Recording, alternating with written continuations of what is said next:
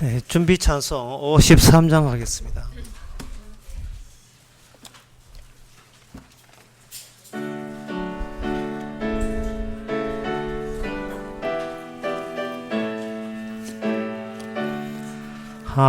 하늘에 가득 찬 영광의 하나님, 온 땅에 충만한 존귀하신 하나님, 생명과 빛으로 지혜와 권능으로 언제나 우리를 지키시는 하나님, 성부와 성자와 성령 구원의 하나님, 우리 예배를 받아주시옵소서. 사랑이 넘치 자비하신 하나님, 은혜가 풍성한 구원의 하나님, 참회 심령의 평안 주옵시고 죄악의 허물을 용서하여 주소서. 찬송과 영광과 생명 구원의 하나. 네, 다 일어나서 합시다. 우리 예배를 받아주시옵소서. 아멘. 다같이 묵도함으로 낮 예배를 함께 드리겠습니다.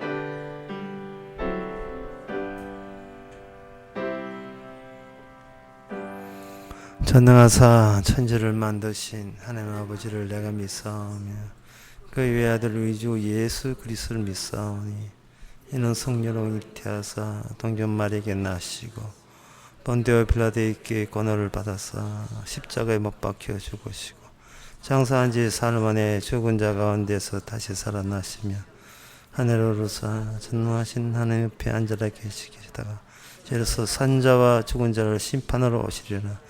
성령을 믿사오며 거룩한 공예와 성도가 소통하는 것과 죄를 사하여 주시는 것과 마디에 사는 것과 영원히 사는 것을 믿사옵나이다. 아멘.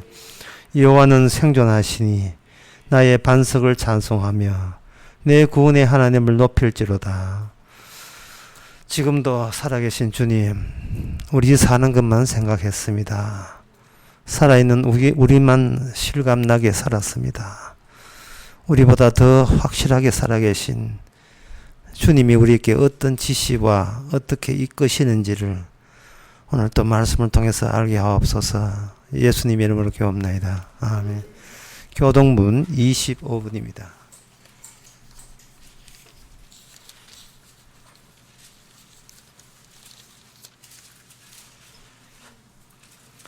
내 영혼아 여호와를 송축하라. 내 영혼아 여호와를 송축하며 그 모든 은택을 입지 말지어다.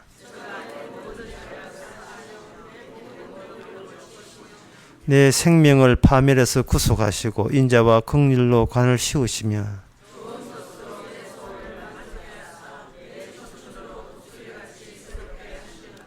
여호와는 자비로우시며 은혜로우시며 노하기를 더디하시며 인자하심이 풍부하시도다.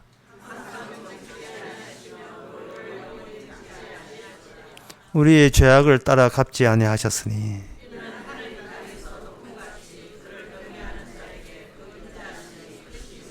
동이 서에서 먼 것 같이 우리 죄가를 우리에게서 멀리 옮기셨으며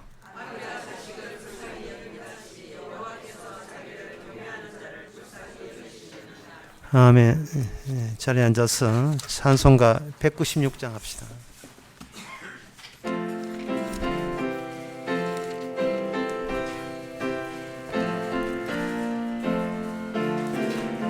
날 구원하신 예수를 영원히 찬송하겠네. 저 죄인 어서 주께 와 죄 사유하심 받아라. 구하라 주실 것이요 찾으라 얻을 것이라. 죄 중에 상한 영혼을 주 온전하게 하시네. 주 우리 죄를 인하여 피 흘려 죽으셨으니 주 밖에 없는 사랑을 만 백성 알게 전하세. 주 예수 사랑 못 잊어 나 항상 눈물 흘리니.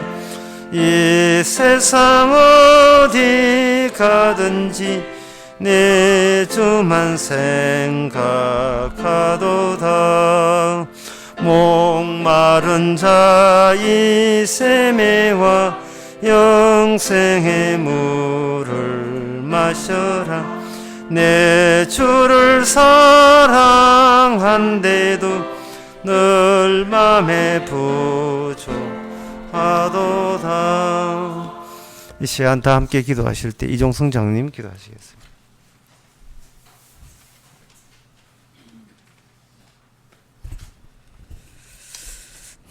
하나님 아버지, 날마다 우리에게 찾아오셔서 우리에게 요구하시는 단 한 가지, 없어지고 사라지고 해체되어야 한다는 그 사실 앞에 우리가 다시 한번 주님을 발견되기를 원합니다. 그래서 나의 모든 행한 것조차도 다 날아가 버리고 아무것도 없어질 때, 그때 주님만 고스란히 담겨져 있는 성도로 살아가기를 원합니다. 그래서 아무도 바랄 것 없고 아무것도 소유할 수 없는 이 땅에서 오직 주만 바라보며 주께서 행하신 그 모든 행적들을 인하여 우리가 다시 한번 주라 시인할 수 있는 그런 성도들 되게 하옵소서. 그래서 늘 해체되고 다 날아가 버리고 아무것도 없어질 때 주님만이 고스란히 남아있는 그런 성도로 살아가기를 원합니다. 이 시간도 우리에게 주어진 그 모든 시간들이 주를 위하여 만들어지고 생산되어지고 날마다 남겨지는 그런 사건들 속에서 우리는 마땅히 주님 앞에 행한 그 모든 것으로 인하여 다시 한번 예수 그리스도를 주라 시인하고 하늘의 아들로서 이 땅에 당연히 증거된다는 그 사실에 다 함께 주목되어 줄 수 있기를 원합니다. 이 시간도 말씀 속에 다시 한번 우리를 끌어넣으시고 주님 만나는 그런 시간이 가장 고귀하고 생애의 가장 아름다운 그런 시간이 될 수 있도록 이 시간도 허락하여 주옵소서. 예수님 이름으로 기도드립니다. 아멘.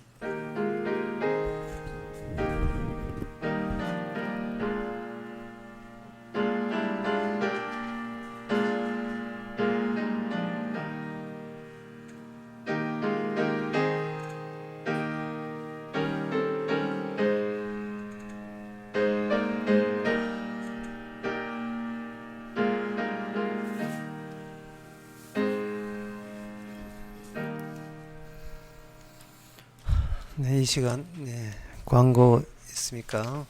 광고 없으면 찬송가 244장 합시다.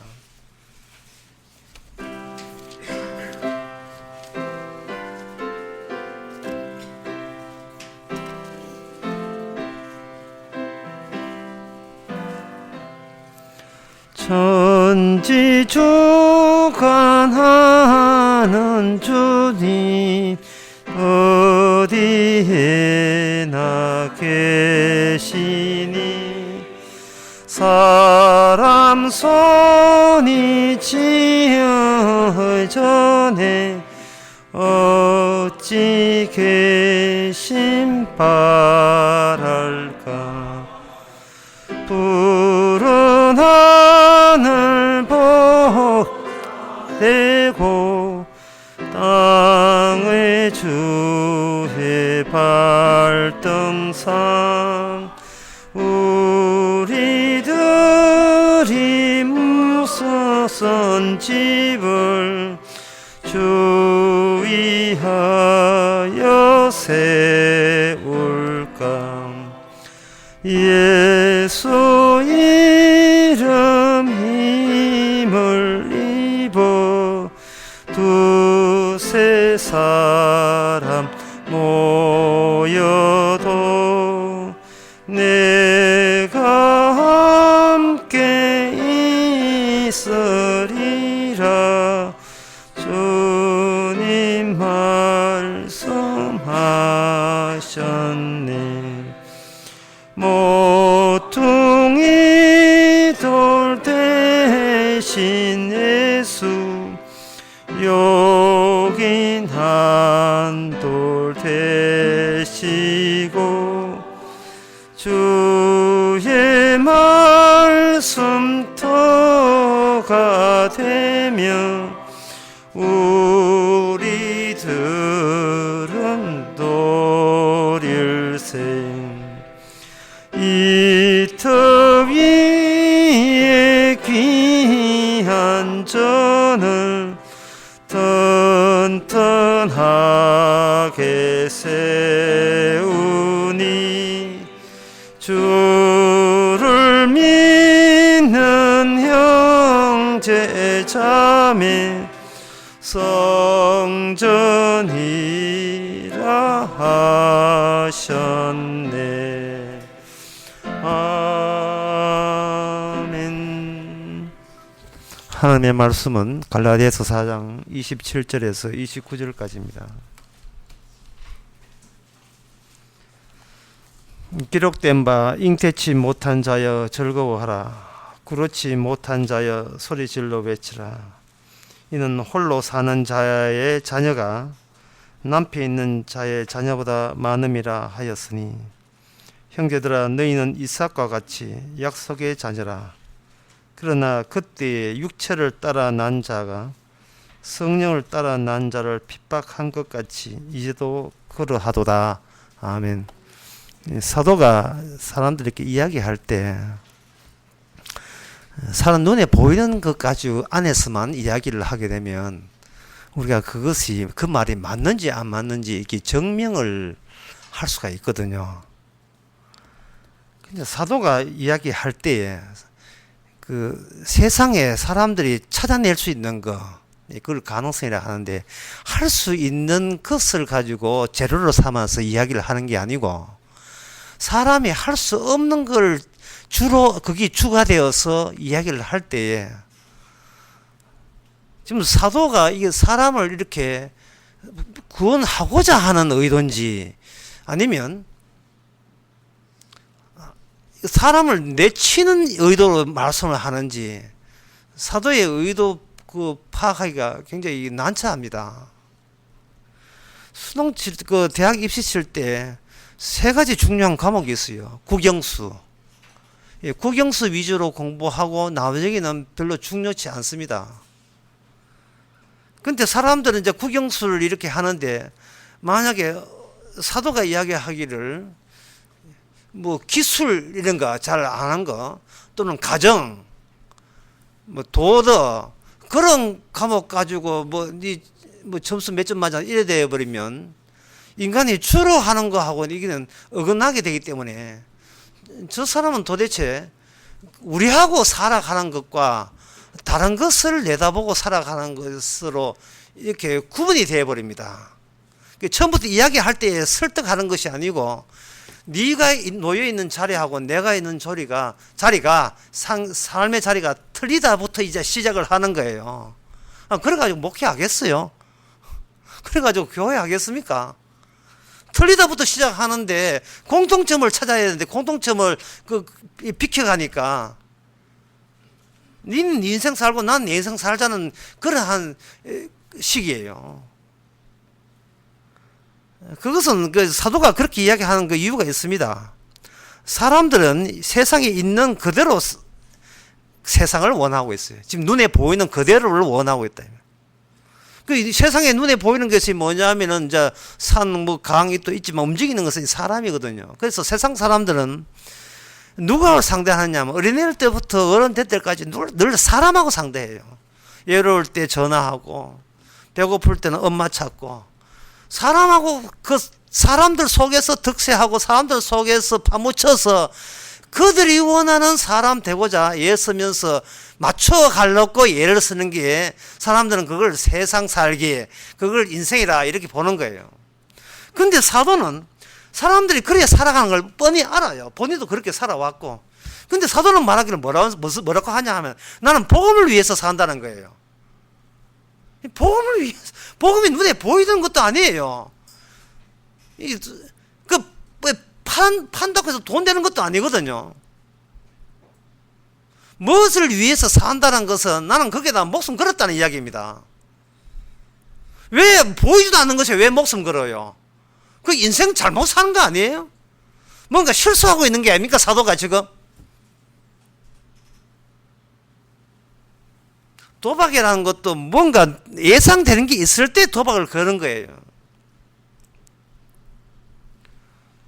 사람들이 헌금할 때 회수할 가능성 보고 헌금하는 겁니다. 회수할 가능성도 헌금하면 그건 돈 갖다 내비는 건 똑같은 거예요. 돈 놓고 돈 먹기 그잖아요. 그러니까 이거는 인생 평소에 살아왔던 그 습관이라는 것은 자기 자신이 평소에 살아왔는 그 습관이 그대로 행태로 행동으로 그렇게 나오게 돼 있어요. 사도가 복음을 위해서 산다고 천명하고 나서면서 이 오늘 본문을 이야기했다 이 말이죠. 그러나 이 말은 우리에게 무슨 이야기냐 하면 나처럼 복음에 목숨 건 사람은 나오나 그런 뜻이에요. 나처럼 보이지 않는 것, 지금 세상에 눈에 띄지 않는 것에 목숨 거는 사람만 내 말을 납득이 되고 이해가 될 것이다. 그러니까 내 말을 할 때 나는 보이는 것과 대조적으로 보이는 것과 그 맞은편에 보이지 않는 것을 내가 그 앞에 두겠다는 겁니다. 그리고 두 사이에 차등을 두겠다는 겁니다. 보이는 것들은 세상 인간과 인간들의 욱샥욱샥 하면서 살아가는 게 무한 문명, 국가, 사회, 가정, 이 전부 다 사람과 사람들의 집합체 아닙니까? 거기서 보이는 그것이 너희의 전부라고 알고 있는데 그걸 오늘 본문에 뭐냐면 육체로 따른 자들이란 말이죠. 육체라 하는 것은 눈에 보이거든요. 그러면 육체가 육체 되게 된 이유가 뭐냐? 어디에 있느냐? 출산에 있다는 겁니다. 출산. 애를 놓은 게 있기 때문에 눈에 보이는 것이 어른 돼서 이렇게 돌아다니고 있지 않느냐 하는 겁니다. 출산 자체부터 문제를 삼겠다는 겁니다. 사람이 사람을 출산했다. 그러니까 그게 잘못됐다는 거예요.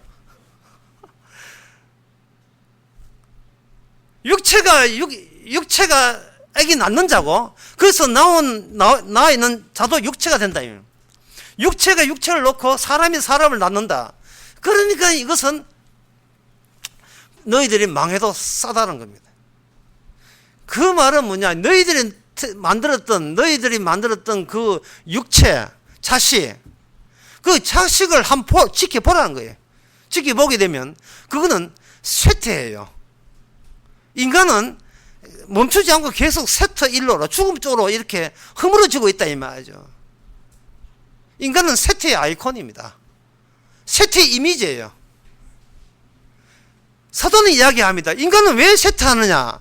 이게 다른 것을 증명하기 위해서 이쪽을 치워버리는 양식으로 하나님께서 인간을 자식을 놓게 허락했다는 겁니다.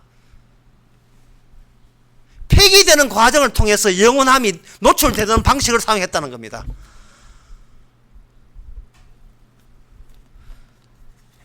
그러니까 이것은 뭘 의미하느냐 하면은, 어디부터 문제 삼아야 되느냐 하면은, 인간이 출산부터 문제 삼아야 되는데, 출산을 하게 되게 되면 그 쇠퇴해야 될 그 속성이 그대로 전이되죠. 이전되죠. 전수되는 겁니다. 부모의 그 쇠퇴의 본성이 자식까지 이전되고 전수되고 이어지고, 그 노선의 시작과 그 노선의 끝을 너희들은 아느냐라고 묻는 겁니다. 근데 인간의 입장에서는 이미 태어난 걸 어떻게 해요? 이미 태어났으니까 태어났을 때 그 속성을 커가면서 유감없이 발휘할 수밖에 없어요. 그거 외에는 제가 태어날 때 성질을 전개하는 그 외에 다른 사는 수가 없어요. 그게 전부예요. 태어난 성질대로 그대로 살아갈 수밖에 없습니다. 그럼 이거는 자기의 원천, 자기의 기원, 뿌리 전혀 모르는 채 그냥 인간들이 서로 견주면서 그 스스로 이게 그 흉내내고 모방하면서 살아가는 겁니다. 그 중에 하나는 얘가 그 예루살렘에 있는 아주머니들이 예수님의 십자가 달릴 때 달려가지고 힘들게 골고다 언덕에 올라가니까 그걸 보고 연도에 많은 아주머니들 등장해가지고 예수님이 불쌍하고 우는 거예요. 예, 동정이죠. 예. 이거 이제 좀 더 사셔도 되는 분인데, 예, 일찍 돌아가셔서 참 안 됐다. 저게 실패가 아니고 뭐냐. 그 말은 무슨 뜻이냐 하면, 나는 아직까지 죽진 않았으니까 아직도 살만하다. 예, 나는 여유 있다는 그런 뜻이거든요. 예수님 보고 불쌍하다고 그렇게 울 때 그 우는 기준이, 불쌍한 기준이 자기 나름대로 있어. 인간에게는 다 자기한테 있거든요. 예수님이 휙 돌아보면서 하신 말씀이, 지금 너희들이 지금 나를 울고 있느냐? 네가 그를 지금 처지냐 이 말이죠. 나를 위해 울지 말고 너를 위해서 울어라 이 말입니다. 네 주제 파악도 못하고 네가 어떤 위치에 있는지를 모르고 지금 누가 누굴 동정하고 있어요.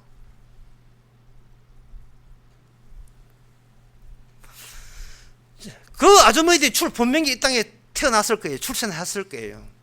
인간들은 있음과 없음을 출산을 통해서 거기서 기준점 정합니다. 일단 없는데 애기 낳았으니까 있다고 보는 거예요. 그러나 사도 바울이 예수님의 계시를 통해서, 성령을 통해서 알게 된 것은 뭐냐면, 출산 이전에 무슨 일이 있었다는 겁니다. 출산 이전에, 인간이 출산 이전에 다른 원리가 따로 있었다는 겁니다. 그 원리가 뭐냐 하면 바로 에덴 동산의 생명나무와 선악과입니다. 생명나무와 선악과가 있는데, 생명나무는 이름 그대로 생명이에요. 근데 선악과는 죽음의 나무가 아니고 그냥 선악을 아는 나무예요. 그러면 선악을 아는 나무가 언제 선악을 아는 나무가 언제 죽음을 발산해내느냐 하면, 그걸 인간이 따먹게 되게 되면 인간은 죽음의 아이콘으로 새롭게 등장하는 겁니다. 그러니까 선악과가 있는데, 선악과 나무 자체는 죽음을 내재되어 있어요. 품고 있는데, 그걸 수류탄 핀을 뽑듯이 그걸 딱 당겨버리면 선악과 안에 담겨 있는 그 내용물이 인간에게 덮치면서 그게 죽음으로 나타난다 라는 식으로 주님께서는 언급을 했어요. 그러니까 인간의 역할을 하는 것은 아무것도 아니에요. 이게 오늘 설교에서 제일 중요한 부분인데, 인간의 역할이라 하는 것은 생명나무를 생명나무답게, 선악과를 선악과답게 그냥 그것을 확인하는 입장에 있어요. 그게 피조물 역할인데, 인간보다 선악과와 생명나무가 우선된다 이 말입니다. 그리고 선악과보다 더 우선되는 게 뭐냐면 생명나무예요. 선악과 따먹고 나온 뒤에 생명나무 못 따먹고 보호를 하니까 지키려고 하나님께서 인간을 내칠 정도로 지키고 싶은 게 있어요. 그게 사도 바울한테는 그게 복음인데요. 복음 때문에 인간이 있어요.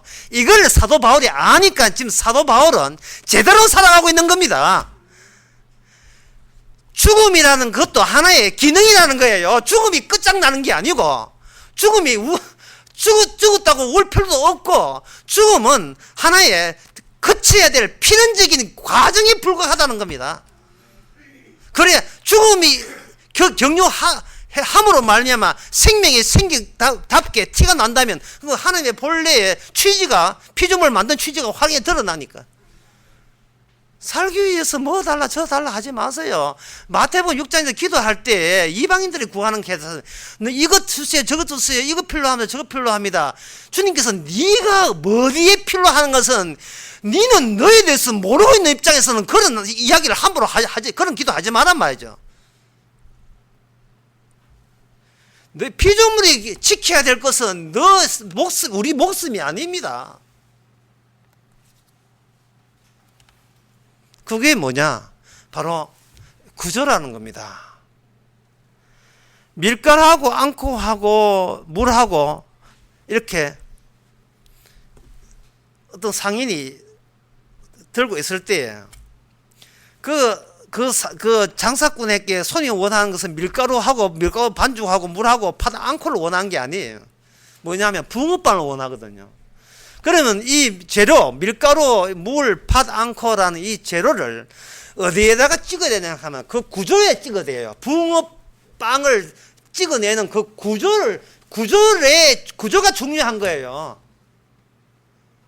밀가루 그리 들이마시려고 돈 내는 게 아니다. 붕어빵이 나오라고 하는 거예요. 그 이야기가 창세기 22장 7절에 나옵니다.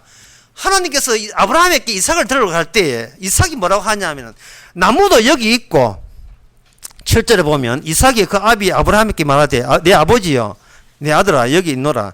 이삭이 가로되 풀과 나무는 여기 있거니와 번제할 어린 양은 어디 있습니까? 라고 한 거예요. 지금 이 어린 이삭이 묻는 것은 뭐냐 하면 자기를 위해서 하나님께서 뭘 해줄 건가를 생각한 거예요. 어떤 구조를 생각하는 것이 아니고 하나님이라면 마땅히 나를 위한 하나님일 거라고 일방적으로 그렇게 생각한 겁니다. 그러나 하나님께서는 이삭을 통해서 어떤 구조 속에 집어였습니다. 번제할 양은 어디 있습니까? 번제할 어린 양은 어디 있습니까? 네가 죽어야 돼. 네가 죽어야 돼. 네가 죽지 아니하면 하나님이 애초에 생각했던 그 구조가, 천지 창조의 태초의 구조가 이게 나타나질 않아요. 나 위주가 아닙니다. 구조 위주입니다. 구조. 그 구조를 보여주기 위해서 이삭을 잡게 하는 거예요. 하나님은 어떤 하나님이냐? 사람 잡는 하나님이십니다. 사람 잡는 하나님이에요. 죽이시는 하나님이에요. 네가 죽어야 내 인이 된다는 겁니다. 내가 부인해가 너희 부인하고 죽어야 내가 이 하나님이 하나님답게 산다는 거예요. 근데 안 죽고 버티고 있으니까 안 되는 거죠. 그래서 이 구원이라는 말이 구조 문제예요. 구원은 시작과 동시에 끝나버렸어요. 시작과 끝나버렸다. 구원은요. 마치 예를 들면 이런 겁니다. 옛날에 국민학교 때 보면, 국민학교나 마을에 보면 연예인, 별로 유명하지도 않는 연예인 한 불러가지고 마을 잔치를 벌인다고요. 국회의원 나온 사람들이 지도 내가지고 이제 마을 연예인들하고 이제 그것도 밤중에 하거든요. 밤중에 학교 운동장 빌려가지고 가설 무대 해가지고 이렇게 해가 연애하고 기타 치고 밴드 불러가지고 쭉 하게 되면 마을 사람들이 전부 다 박수 한다 이 말이죠. 하고 난 뒤에 이제 공연이 다 끝났어요. 공연이 다 끝나고 그 공연단 다 집에 가고 이제 조명 다 불 꺼졌으면 그때부터 방금 놀던 애들 놀던 그 무대에 누가 올라가냐? 동네 아들 다 올라가요. 그리고 그 방금 봤던 공연의 기운을 지가 흉내내면서 까불고 있어요. 이게 오늘 교회 구원입니다. 구원 끝났어요. 구원 끝났는데 애들이 이미 구원 될 사람 안 될 사람 다 마감 벌써 다 그 모든 게 합격자 다 끝나왔는데 뒤늦게 구원 시도하고 있는 겁니다. 이러면 예수 믿으면 구원받는다고, 교회 다니면 구원받는다고. 실없는 짓 하고 실없는 짓 하고 있어요. 예? 그 점에 대해서 잘 이야기한 어떤 그 유명한 시가 있어요. 제가 시락하면 또 여러분 또 뻔히 알 거예요. 아, 또 유행가 가사구나 이렇게 생각해요.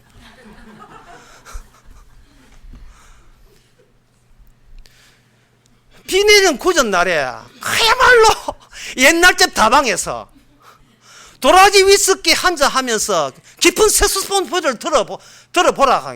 최백호가 그런 이야기 했거든요. 왜냐하면 거기 뭐라냐 하면은 실없는 농담을 날리는 거예요. 실없는 농담이라는 것은 더 이상 사랑할 수 있는 사이는 끝났다는 겁니다. 사랑하는 사이에서는 농담만 할 뿐이지 진담은 오갈 이유 없습니다. 예. 촌스럽게 립스틱 찢기 받은 그 마담하고 사랑할 이유 없어요.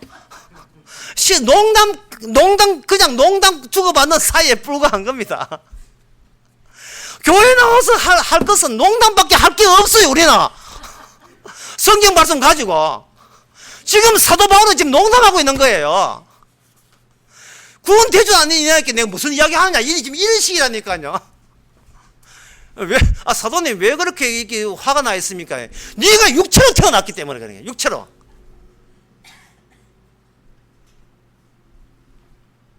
육체로 태어난 인간들은 이 구조 중심이 아니고 나 중심이거든요. 마귀를 닮아 자기 중심입니다. 자기 중심이 되는 걸 가지고 뭐냐 하면 어려운 말로 적자 존재라고 해요. 적자 존재라고 하는 것은 돌멩이처럼 어떤 대상이 없고 그 자체로 존재의 완결을 적자 존재라고 해요. 그거 반대말이 뭐냐? 대자 존재예요. 대자 존재라는 건 서로가 서로 영향을 주고받으면서 자기의 실존을 구성하는 걸 대자 존재라고 합니다. 예를 들어서 어떤 헤어진 사람이 있는데 꼭 그날만 되면 헤어진 사람이 생각이 나요. 비가 축축 온다든지. 예. 벌써 나는 잊었어. 나는 그런 것까지는 구해받지 않아. 나는 오직 천국을 복음을 하여 이 땅에 나그네로 사는 거야. 백날 아는 이론 다 동원시켜 봤자 막상 눈에 딱 들어오게 되면 반복 현상이 일어나는 겁니다. 인간에게 반복 현상이 일어난다는 말은 인간은 세월이 지나가도 절대로 새로운 게 나올 게 없다는 거죠. 인간은 새롭게 될 일이 없다는 겁니다. 새 사람 안 된다는 겁니다. 죽음이 너무 강력하기 때문에 죽음을 이기고 새 사람 나올 모습을 등장할 수가 없어요. 반복이라는 것은 그 반복을 유발하는 요인이 나 적자 존재에 있는 게 아니고 내가 모르는 어떤 상대로 인하여 거기에 말려들기 때문에 구조적으로 말려드는 거예요. 밀가루를 반죽해서 붕어가 구운다고 붕어빵을 이렇게 굽기 위해서 틀에다가 부었는데 붕어빵 나온다는 사실을 모를 경우에는 그 밀가루 반죽은 조금 지나면 자기 등짝이 뜨거워요. 물론 알아서 또 주인이 이렇게 들썩가지고 이쪽을 바꿔줍니다. 그러면 이쪽에 등짝이 뜨겁다가 배짝이 뜨겁다가 나중에 튀어나와요. 그 주인은 그것만 계속 반복하고 있는 거예요. 인생은 뭐냐? 반복입니다. 재방송에 또 재방송을 해요. 저는 그걸 스티커 인생이라고 하는데 스티커는 붙여놔도 떠 떨어지고 붙여놔도 떠 떨어져요. 이 세상은 주님이 하신 뜻이 있는데 인간은 이 세상을 자기 뜻인 줄 알고 인공적으로 자기 위주로 따라해요. 뭐 집을 짓고 뭐 어떻게 새롭게 토지를 구입하고 뭐 자식 위해서 해봐도 세상에서 이만하면 즐겁고요. 이만 행복하려고 붙여봤지만 이게 다 떨어진다고요. 나 시집 가니까 또 시집도 가보고 남 안 오니까 아도 낳아봤는데 이게 스티커예요. 잠시 좋았다가 다 떨어져요. 이게 같이 붙어 있는 매개체가 없어요. 풀 발라봐야 얼마 하면 떨어집니다. 남편한테 조금 문제가 있어가지고 아내가 화내니까 남편이 아내 달랜다고 뭐 반지, 결혼 기념 반지하고 이래 했지만, 그때 반지 해가지고 여자도 좋다고 뭐 날 사랑하는 거 해가지고 반지 보고 바짝바짝 이렇게 하지만, 얼마 며칠 안 가가지고 또 그걸로 떼어가지고 또 같은 짓을 한다니까요. 믿을 거 믿어야죠. 지금 인간 자체가, 인생 자체가 지금 뭔가 반만 알고 살아가요. 반을 모르고 있어요. 남아있는 반을 지금 복음이라는 이름으로 사도 바울은 지금 딱 짝을 이루어서 대비를 해주는 겁니다. 생명나무라 하는 것은 그냥 생명나무에 담은 하나님의 뜻은 선악과는 짝이 되는 나무가 없이는 생명나무의 취지는 절대로 나타나지 않는다는 것이 사도 바울의 뜻입니다. 그러면 이 선악과 나무, 이 하나님의 취지가 일관되게 양보 없는 필연적으로 이루려면 여기서 출산이 이루어져야 되는데, 출산이 되면 구체화되거든요. 여기서 제가 어려운 말 하겠습니다. 뭐가 어려우냐 하면은, 하나님의 이 세상의 일을 하는 것은 반드시 인간부터 먼저 일을 저질러 놓고 그 인간의 일을 모방하면서 그게 아니라는 식으로 뒤늦게 투입되는 것이 하나님의 뜻이에요. 인간이 죄졌고 육신에 썩어질 육신으로 몸을 제공하는 걸 허용해놓고, 그 다음에 하나님은 그것은 육신의 모양으로 다시 거기에 그걸 사용하신다는 겁니다. 인간은 일을 저질러 놓고 퍼질러 놓고 그 일 속에 주님께서 그게 아니야 하는 방식으로 들어오시는 거예요.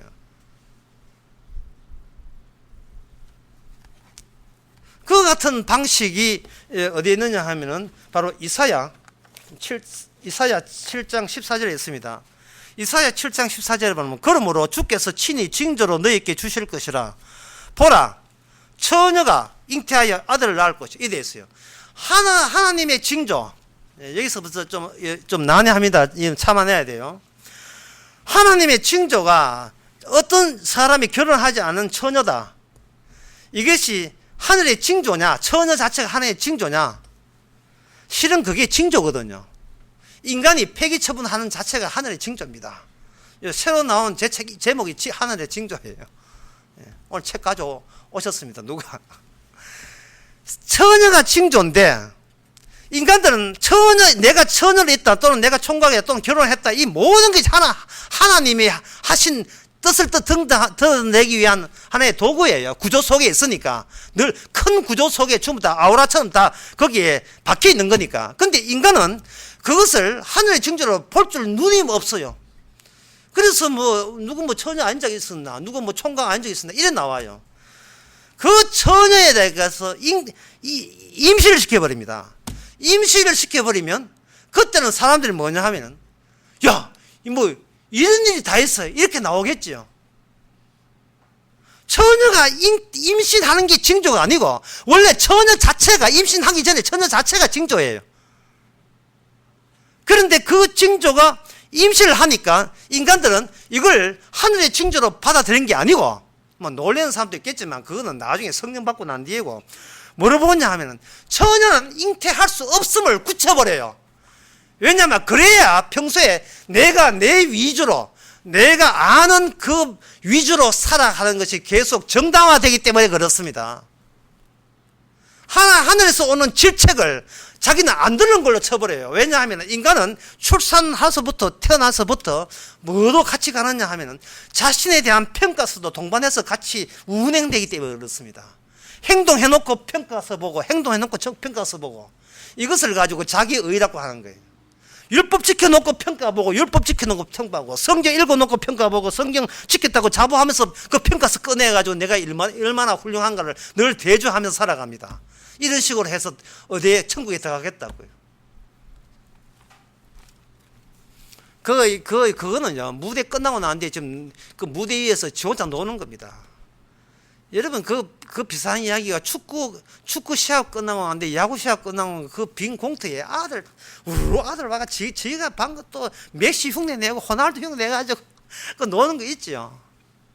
다 갔는데, 일 끝났는데. 육체를 가지고 구원의 흉내 내게 하는 겁니다. 나올 게 뭐냐? 행함밖에 나올 게 없어요. 행함. 시키면 주의소. 예, 교회 시키면 주의했어. 봉사는 봉사, 11조, 주일 성수, 성공, 하라는 대로 다 할 때가 시키면 더 하라는 거예요. 그래서 뭐 할 건데? 내가 나를 낳겠다는 겁니다. 이 육체가 육체를 낳겠다는 거예요. 더러운 것에서 더러운 것밖에 안 나오죠.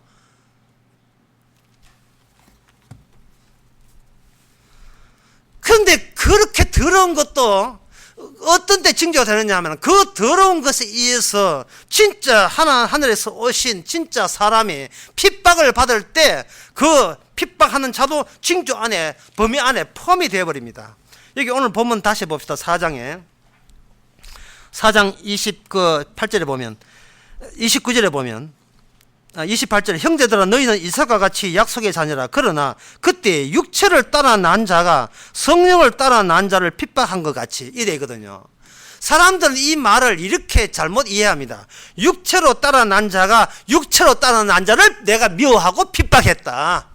절에 가는 시어머니가 교회 가는 며느리의 머리살을 빼고 머리 쥐고 교회 가지 말았고 네 가게 되면 제사 누가 드리냐고 핍박을 할 때, 이거는 육체로 따라 난 자가 교회 가는 육체로 따라 난 자를 핍박한 걸로 그 시어머니는 그렇게 생각하는 거예요. 그리고 그 머리 쥐뜯긴 그 교회 간 그 세댁도 엄마가 나를 핍박했다 하면 안 돼요. 시어머니가 성령을 핍박한 걸로 봐야 돼요. 만약에 시어머니가 나를 핍박해야 돼 보면 자기는 갑자기 천사가 돼버려요. 예. 자기를 위해서 울게 돼요. 손흥민처럼. 그거 왜 울어요? 인간은 우리가 자기를 위해서 울 권한도 없고 권리도 없습니다.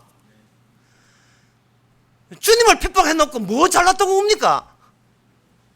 운다는 것은 자기한테 동정이 있다는 말이고, 자기한테 동정이 있으니까 그 동정심으로 남에게 동정을 하는 거예요. 그걸 사람들은 이웃사랑이라고 이야기합니다. 그 이웃사랑 많이 하고 지옥 가세요. 같이 둘 다.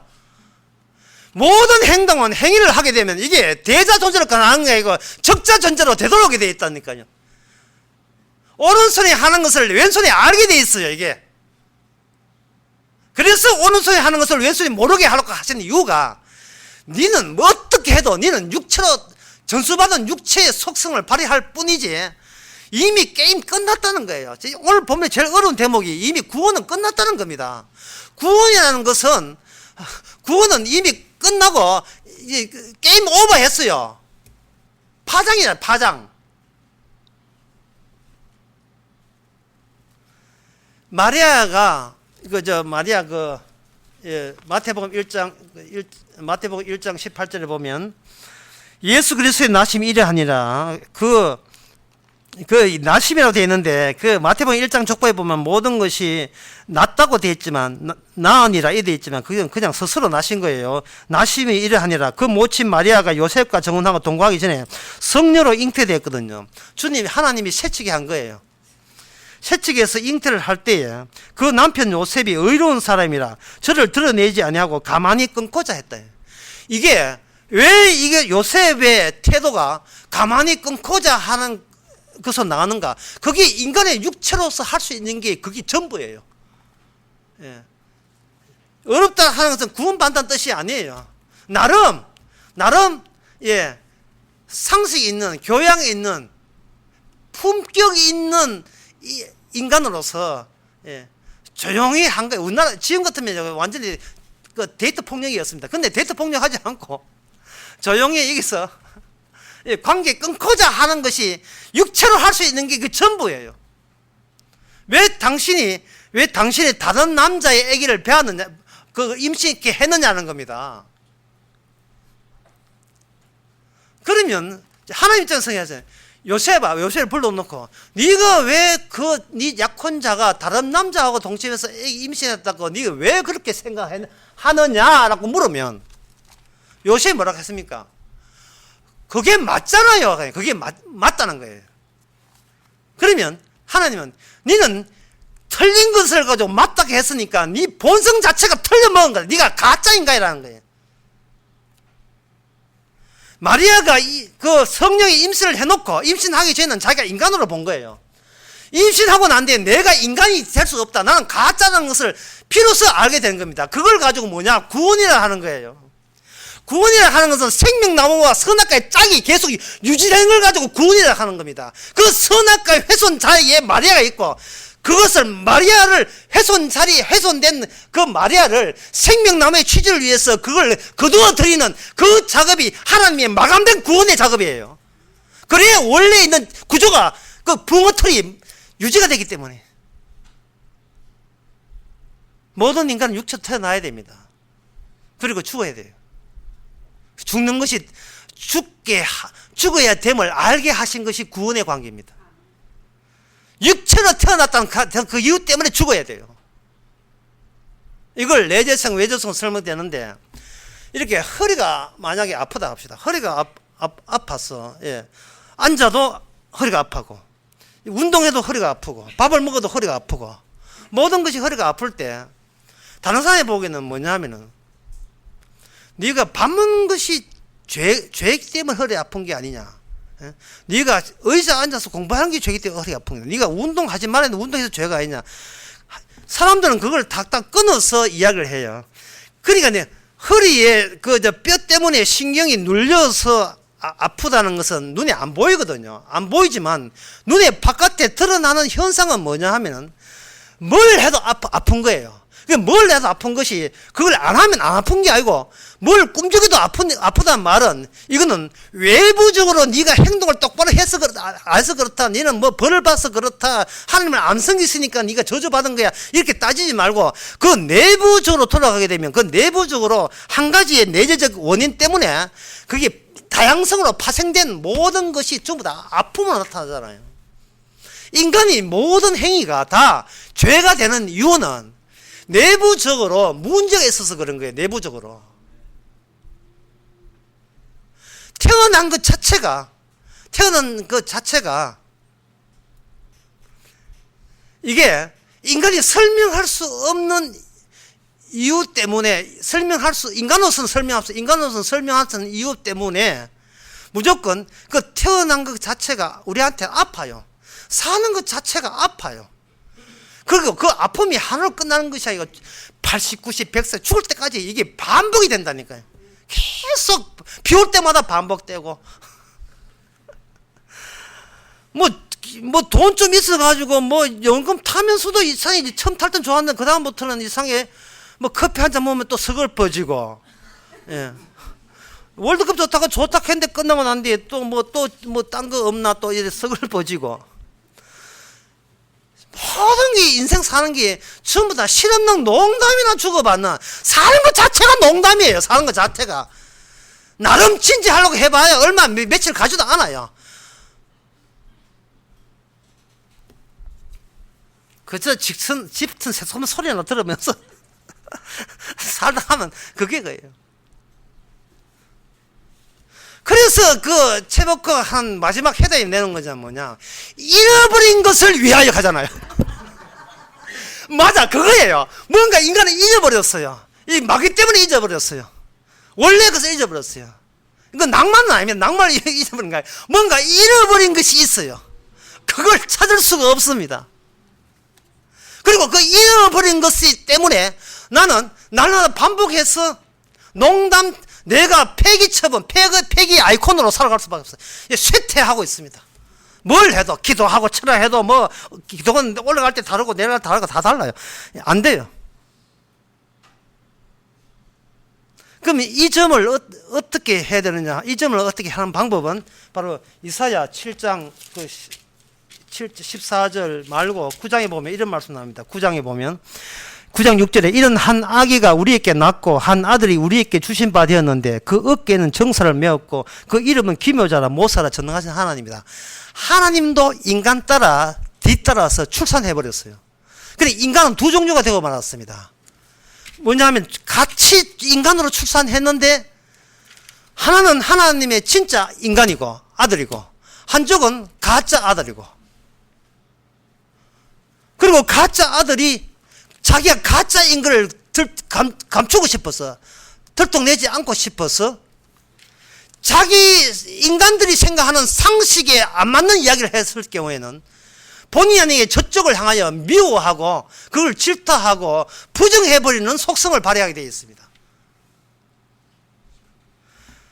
아브라함이 자기 여종 하갈과 동침해서 이스마엘을 낳았거든요. 이스마엘을 낳았는데 그 하갈 낳고 난 뒤에 하갈과 하갈이 자기가 본처노릇 하고 있는 거예요. 그리고 나중에 이삭이 나오니까 이 이삭을 이스마엘이 14살 먹는 이스라엘이 같이 이제 막 태어난 아무것도 모르는 이삭을 희롱하고 있고 놀리고 있습니다. 그 대목을 지금 사도 바울이 거론하고 있는 거예요. 어디 감히 출산할 수 있는 인간이 출산할 수 없는 인간을 건드리냐라고 지금 공격하고 있는 거예요. 인간은 육체가 있어야 임신이 된다고 생각하는 인간 생각이고, 약속도 하나님의 약속이 인간이 될 수 있다, 출산할 수 있다고 본 겁니다. 인간은 할 수 있는 걸 가지고 될 수 있는 걸로 전환시켜요. 내가 할 수 있는 가능성을 가지고 희망을 품고 어떤 기대를 갖고 있습니다. 할 수 있는 것을 가지고 될 수 있는 것을 연결시킵니다. 그런데 하나님은 인간이 할 수 없는 걸 가지고 이미 되었다고 나옵니다. 이미 되어버렸다. 구원이 된 거예요.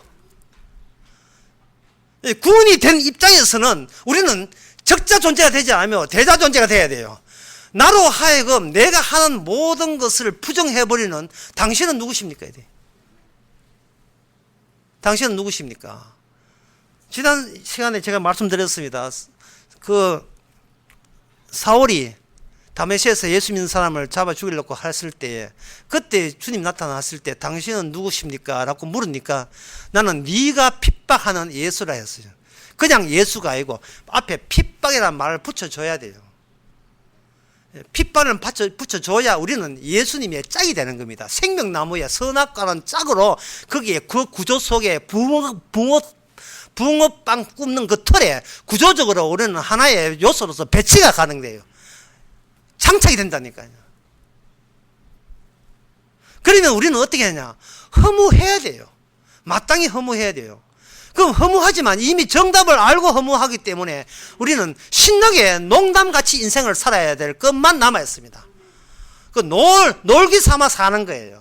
놀기 삼아. 돈 떨어지면 죽으면 되니까. 돈 떨어진 것도 굉장히 심각한 문제가 아니에요. 비트코인에 가 사기당하면 그거 죽으면 되니까. 그거 경찰서에 고소하지 마세요. 주님의 뜻입니다. 원래 네 것은 너 거라는 거지 원래 없다는 거예요. 여기서 출세라는 말을 그것을 거론하기 위해서 주님께서는 뭐냐 하면은 대표자로 세웁니다. 인간으로 하여금 아담과 뱀의 만남에서 뱀이 승리했어요. 왜 따먹으라 하는 거에 승리했으니까 인간의 대표자는 악마가 되어버린 겁니다. 그래서 인간은 인간의 대표자가 될 수 없습니다. 없다면 이 뱀의 대표자가 등장해야 돼요. 뱀이 등장해야 되는데 그것은 등장하는 것이 뭐냐 하면 바로 그 하나님이 출산을 함으로써 비로소 새롭게 발생되는 여자. 말이 어렵죠. 아까 그 이사야 7장에 보면 이사야 7장 9장에 보면 한 아기가 우리에게 낳고 그렇게 되어 있죠. 한 아이가 우리에게 낳았다. 한 아이가 우리에게 낳았다면 그거는 7장 14절에 처녀가 잉태하여 아들 낳을 것이다. 그것과 같은 이야기예요. 이건 크리스마스 때 여러분 많이 들었잖아요. 그러면 하나님이 직접 인간 몸을 통해서 태어난다면 그거는 여자가 기존의 여자가 예수님을 임신한 게 아니에요. 왜 그러냐면 그 여자는 어느의 범위에 포함된 여자냐 하면은 기존의 육체에 포함된 여자가 되어버려요.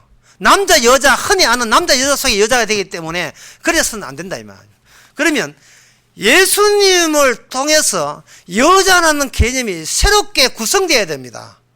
그러면 그 여자는 어떤 여자냐 하면은 본인의 자녀를 못 낳는 거예요. 본인의 자녀를 못 낳고 본인에 의한 남편도 없어야 돼요. 이걸 사도 바울은 오늘 본문에서 홀로 사는 여자라 했어요. 이게 오늘날 신부, 교회 신부를 의미합니다. 아무것도 할 수 없기 때문에 내 이름으로, 내 힘으로 천국 갈 수 있는 어떤 행함도 내가 생산해낼 수가 없습니다. 아무것도 할 수 없어요. 홀로 없는 거예요.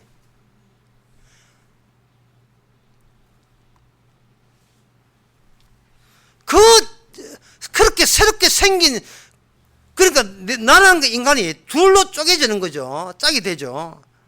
내가 스스로 나에게 대가 존재하는 겁니다. 전에는 모든 걸 해도 내게 돌아왔는데, 이제는 나에게 돌아오지 않고 없는 나를 따로 만들어서 나에게 장착시킨, 그렇게 해서 나에서 나오는 것은 죄밖에 안 나온다는 것을 받아주는 나. 그거는 나 속에 계시는 성령이 의해서 만들어진 새로운 구조가 만들어지는 거예요. 너는 예수 그리스도의 여자야. 예. 나 남자 있다? 이런 거예요. 근데 그 남자는 지금 옆에 붙어 있는 남편이 아니고 주님이 위해서 이거에 새롭게 구조를 위해서 마련해준 그 마련에서 나온 새로운 여자.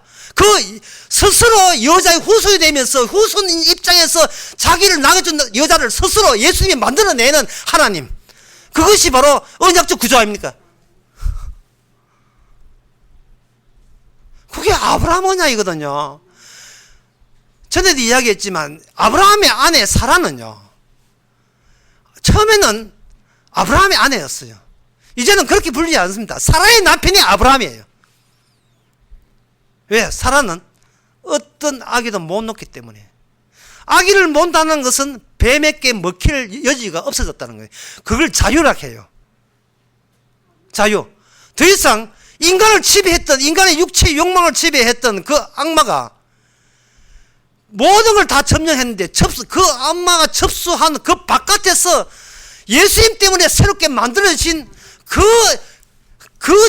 자아가 있으니까 악마는 그 점에 대해서 손을 댈 수 없어요. 기껏 논리입니다. 욥에게 고난을 주고 욥에게 자꾸 친구 보내가지고 친구로 욥의 정신 상태를 끓게 만들어요. 욥의 주제는 뭐냐면 욥의 친구들을 동원시켜가지고 욥이 정당하지 않다, 어렵지 않다를 하는 겁니다. 네가 고난을 보니까 어렵지 않다. 욥의 문제는 뭐냐면 아니야, 나 어려워. 그걸 자기 어렵다는 걸 지키는 게 욥의 문제예요. 둘 다 꿀밤 팍 주네. 둘 다 꿀밤 주네. 고난은 네가 납득이 되는 고난을 내게 허락한 적이 없어요. 왜? 인간은 가능성부터 시작해서 되고 싶은 게 있기 때문에 내가 쏟아내는 내 행함의 가능성 가지고 천국에 가려고 시도하거든요. 그런데 요한계시록 입장에 보면 그 모든 행함은 행함책에서는 지옥 가는 인간들이나 거짓이에요. 그 주장을 합니다. 행함은 지금 우리도 마찬가지지만 그 행함을 전부 다 생산된 행함을 계속 제거해 나가십니다. 주께서. 제가 헌금을 10억을 헌금했습니다. 그럼 주님이 네 방금 또 농담했구나. 계속 제거해요. 행함을 다 제거하게 되면 그 행함을 제거하고 그 바닥에 남는 게 있어요. 그게 믿음이에요. 계속 행함이 제거돼야 내가 나를 믿었는지 주님 믿었는지 그게 드러난다고요. 따라서 행함을 제거하니까 옆에 있는 행함주의자들, 육체로 난 자들이에요. 사람은 사람끼리 사귀면서 공통점을 찾는데 저 사람은 공통점이 없으니까 핍박을 하는 거예요. 뭐라고 다가오냐 하면 성도한테 다가와가, 성령으로 난 사람께 다가와가지고 이렇게 얘기합니다. 내 구원 봐라. 내가 이렇게 해서 내가 구원 얻었다 하고 자랑하면 성령 받은 사람, 인간은 구원 없는데 이래버리면 그 다음에 그대가 미워하기 시작한 거예요. 인간은 구원이 없어요. 왜냐하면 인간은 폐기될 인간에게 구원할 이유가 없습니다.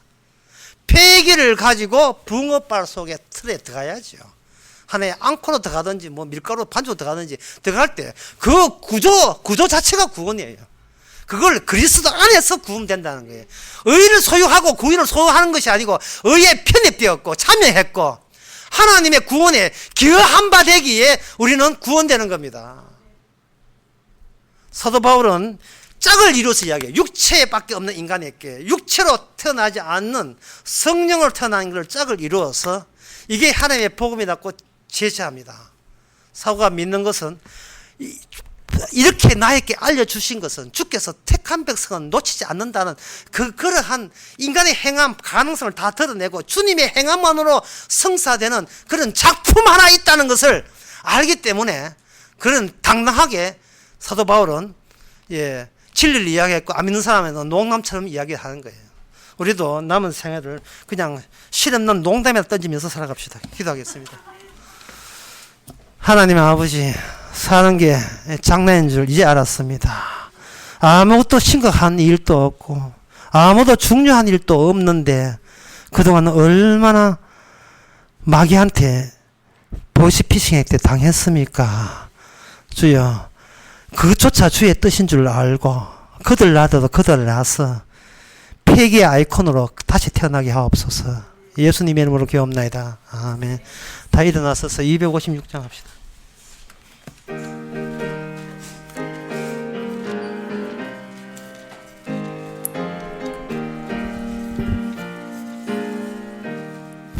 눈을 더 하늘 보라.